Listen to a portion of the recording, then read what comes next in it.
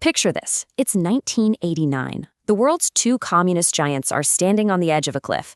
Both are facing total economic ruin, and their people are demanding change. One responds with tanks and survives. The other chooses freedom and completely vanishes from the map. So in this explainer, we're going to dig into how one of these giants thrived while a nuclear superpower simply collapsed. So let's get right into it. At the absolute heart of this story is one shared problem. Both China and the Soviet Union were staring down the barrel of the exact same existential threat: a busted economy and a population that had had enough. But how they chose to respond, well, it couldn't have been more different. I mean, the contrast here is just night and day.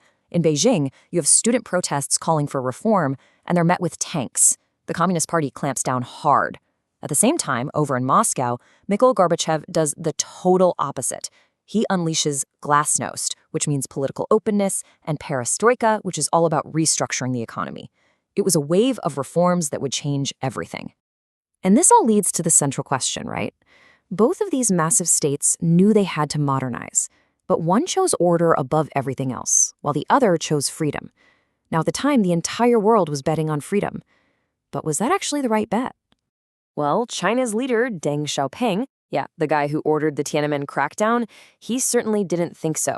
While the West was literally giving Gorbachev the Nobel Peace Prize, Deng's private opinion was, well, a lot more blunt.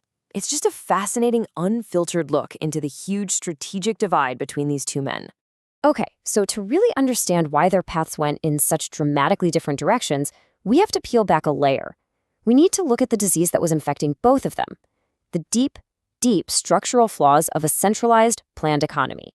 You know, the Soviet system was a marvel at mobilizing for huge projects. It could build giant factories, it could send the first man to space, no problem. But when it came to making a decent pair of shoes or a TV that worked reliably, it was a total disaster. The whole system was obsessed with hitting production numbers, the plan, so things like quality and innovation were just afterthoughts. And this truck is the perfect symbol for that whole problem. The ZEAL 130 was an absolute workhorse, a legend in Soviet industry. But here's the kicker. It was a design from the 1950s, a gas-guzzling relic that they just kept producing almost unchanged for more than 30 years. The system was great at making more of the same thing, but just terrible at inventing something new and better. So this massive inefficiency created this really bizarre and, frankly, dangerous economic problem. People were earning money, they had cash in their hands, but there was almost nothing to spend it on. The stores were just empty. Economists have a name for this: monetary overhang. And what it really meant was that people's savings were basically just stacks of useless paper. And I'm not exaggerating. Just look at these numbers from 1990.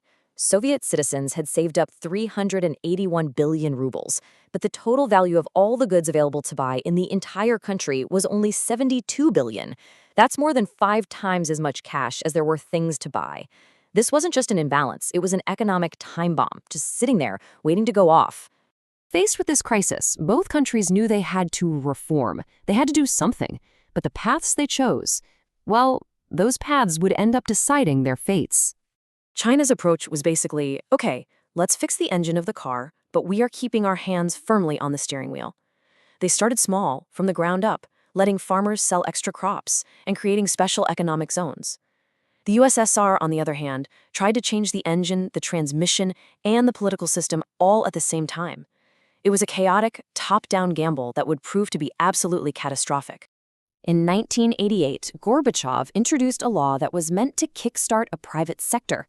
It allowed for these new things called cooperatives. Now, on paper, it sounded like a great idea. Create small private businesses like cafes or repair shops. But what it actually did was open a Pandora's box that would end up draining the entire state dry.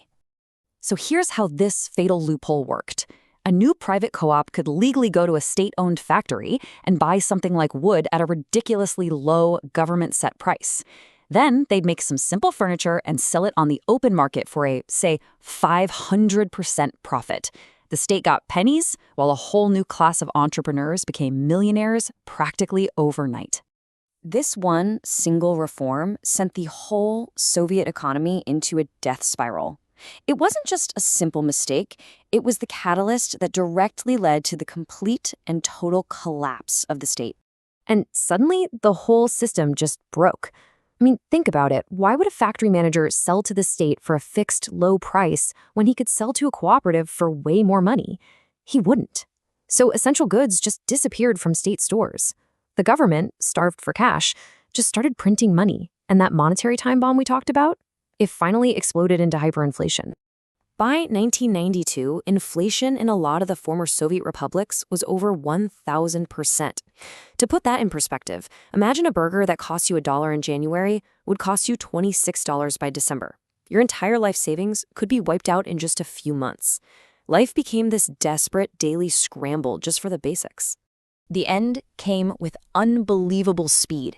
The economic collapse just shattered the state's authority. The Communist Party, the supposed backbone of the entire system, completely lost control. This fueled nationalist movements everywhere, from the Baltics to Central Asia. A failed coup by hardliners in August 1991 was the final nail in the coffin, and by Christmas of that year, the Soviet Union had simply ceased to exist. So let's bring it all the way back to our original question. China chose order, the USSR chose a chaotic kind of freedom. So which path was the quote-unquote correct one? Well, history, and more specifically the global economy, delivered a very swift and very brutal verdict. Just take a look at this. In the decade after the collapse, China, still run by the same Communist Party, pulled in a staggering $370 billion in foreign investment. And all 15 of the chaotic, newly free former Soviet republics, all of them combined got about $60 billion. That's more than 6 times less. So why the huge difference? It's actually pretty simple. International business doesn't really care about democracy or freedom. It cares about stability and predictability. China, with all its issues, offered a strong state that could guarantee contracts and protect investments. The former Soviet Union, it offered pure chaos. And this really gets to a fundamental truth about power. A state keeps control through a mix of things: force, the fear of that force, and providing a decent life for its people. By the very end, the Soviet government had lost the will to use force, and it had completely failed to provide for its citizens. The Soviet collapse is really just a stark reminder of what happens when a state can't deliver on either control or prosperity. It loses its entire reason to exist. And that leaves us with a final question to think about. What happens when that delicate balance is shattered? It's a lesson that is just as relevant today as it was back in 1991. Thanks for watching.